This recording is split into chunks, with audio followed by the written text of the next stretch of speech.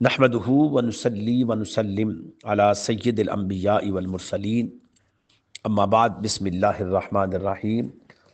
معزز خواتین و حضرات، السلام علیکم ورحمۃ اللہ وبرکاتہ۔ 3 اپریل، درس فیضان الحدیث نمبر 93، یعنی 93۔ آج کی حدیث کا عنوان ہے قناعت کی اہمیت کا بیان۔ حضرت ابو ہریرہ رضی اللہ عنہ فرماتے ہیں کہ رسول کریم صلی اللہ علیہ وسلم کا فرمان عظیم ہے، خوشحالی ہے اس شخص کے لیے جسے ہدایت دی گئی، جو اسلام کی طرف اور اس کی معیشت اور اس کے حالات کے مطابق ہو اور اس پر وہ قناعت کرے۔ ایک اور مقام پر فرمایا کہ قیامت کے دن فقیر و غنی اس بات کی تمنا کریں گے، کاش دنیا میں انہیں بقدر ضرورت رزق دیا جاتا، آج ہم کم سے کم حساب سے مبرہ ہو جاتے۔ عام مشاہدے میں یہ آیا ہے کہ دنیا کے اندر لوگ مال کے حرص کرتے ہیں، اور یہ حرص کرتے ہیں کہ یہ مال اس کے پاس زیادہ سے زیادہ ہو، کیونکہ نفس کو سکون نہیں ملتا، وہ لالچ کا شکار رہتا ہے، طمع کا شکار رہتا ہے، مختلف خواہشات کا شکار رہتا ہے، اور پھر مال کو جمع کرتا رہتا ہے، اور ہر وقت مال کو زیادہ کرنے کی جہد مسلسل کرتا رہتا ہے۔ قرآن مجید میں آتا ہے الذی جمع مالا وعددہ،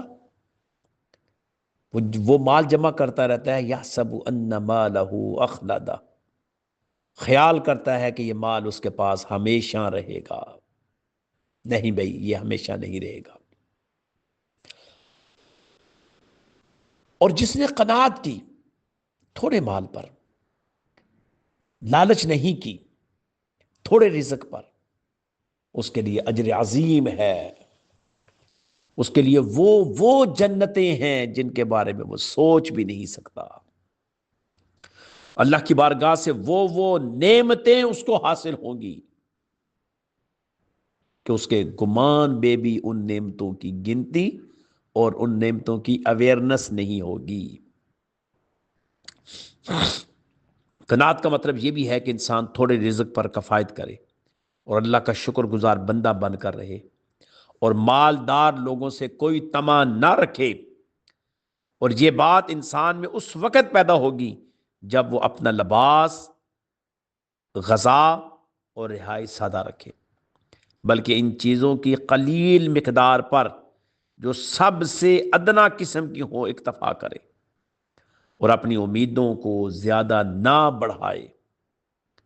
چنانچہ جو شخص کثرت مال اور لمبی امیدوں کا مشتاق ہوگا، خواہش مند ہوگا، وہ قناعت سے محروم ہوگا اور طمع کی ناپاکی میں آلودہ ہوگا، اور برے اخلاق اور خلاف مروت افعال کا وہ مرتکب پایا جائے گا۔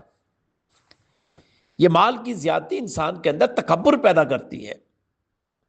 یہ مال کی زیادتی انسان لاپرواہ سا ہو جاتا ہے، وہ اس وقت تک اس کو چین نہیں آتا جب تک اس کی جیبیں پیسوں سے نہ بھری ہوئی ہوں۔ وہ مال کو کبھی ایک کونے میں رکھتا ہے، کبھی دوسرے کونے میں، کبھی تیسرے کونے میں۔ ہماری زندگی میں سینکڑوں واقعات کے ساتھ ساتھ ایسے واقعہ بھی ہیں، کئی ایسی بہنوں کے واقعات، کئی ایسے بھائیوں کے واقعات ہم تک پہنچے ہیں کہ جب ان سے کہا گیا کہ اللہ کی راہ میں خرچ کرو تو انہوں نے بخل سے کام لیا، نہ خرچ کیا۔ لیکن جب وہ دنیا سے چلے گئے تو ان کے مختلف کونوں سے رقمیں نکل رہی ہیں۔ آج وہ مال اس کے کسی کام کا نہیں ہے جس کو اس نے اپنے ہاتھ سے اللہ کی راہ میں خرچ نہیں کیا تھا۔ آج وہ جو مال ہے جو مختلف کونوں میں پڑا ہوا ہے، وہ ورثاء کے لیے ہے، اور ورثاء کون سے؟ مال غنیمت، دل بے رحم، ان کو بغیر مشقت کے وہ مال ملا اور بے دریغ وہ خرچ کر دیں گے۔ اپنے اموال کو اللہ کی راہ میں خرچ کرنے سے مزید قناعت پیدا ہوتی ہے۔ اس کا مطلب آپ کو مال سے محبت نہیں ہے۔ قرآن مجید میں آتا ہے انما الحیات الدنیا لعب و لہو، دنیا کی زندگی تو ایک جس طرح کھیل اور تماشا ہوتا ہے اس کی مانند ہے، یہ ایک کھیل ہی لگا ہوا ہے بس، اور آپ کھلاڑی ہیں۔ اب آپ نے دیکھنا ہے کہ اس کھیل میں آپ کس حد تک کامیاب ہوتے ہیں۔ کیا اس کھیل کے اندر کہیں ایسا تو نہیں کہ آپ اپنی حقیقی منزل کو فراموش کر بیٹھے، حقیقی مقصد حیات کو فراموش کر بیٹھے اور اتنے مگن کھیل میں ہو جائیں کہ صبح ہوتی ہے، شام ہوتی ہے، عمر یوں ہی تمام ہوتی ہے، سوائے اس کے کچھ خیال ہی نہ رہے، اور اشرفیاں، دینار، روپے، ڈالر، یورو، انہی کی گنتی کرتا رہے۔ اگر آج آپ غور و فکر کریں، قرب و جوار میں دیکھیں، تو آپ کو سب سے زیادہ حرص مال کا تعاقب نظر آئے گا۔ یہ حرص ہے۔ حرص لفظ ہے ہا رے سواد، اور دوسرا لفظ ہے طمع، توئیں میم عین، یہ دونوں لفظ حرص اور طمع یہ نقطوں سے خالی ہے۔ جس طرح یہ نقطوں سے خالی ہے، اس طرح طمع کرنے والا اور حرص کرنے والا یہ بھی قناعت سے خالی رہتا ہے۔ یہ مختلف قسم کی آرزوؤں میں پھنسا رہتا ہے۔ مذبذبین بین ذالک لا الہ اولئ ولا الہ اولئ، تذبذب کا شکار رہتا ہے، کبھی ادھر کی بات کبھی ادھر کی بات، کوئی چین کوئی سکون نہیں۔ سکون قلب کا حصول اللہ کی راہ میں انفاق فی سبیل اللہ کرنے سے آتا ہے، اور جو اللہ نے رزق دے رکھا ہے اس رزق میں قناعت کرنے میں آتا ہے۔ جو آپ کے پاس مال و متاع ہے، جو آپ کے پاس علم اور ہنر ہے، اس کے مطابق اپنے آپ کو لے کر چلتے رہے۔ ہاں، دوسرا ایک کام اور بھی ہے، اپنے مال کو اللہ کی راہ میں خرچ کرو، اپنے مال اپنے ہنر کو اللہ کی راہ میں خرچ کرو، اپنے اندر وہ صلاحیتیں پیدا کرو جس سے اگر آپ دنیا سے چلے بھی جائیں آپ کے نام قائم دائم رہیں اور آپ کے کام قائم دائم رہیں، لوگ آپ کو یاد کرتے رہیں۔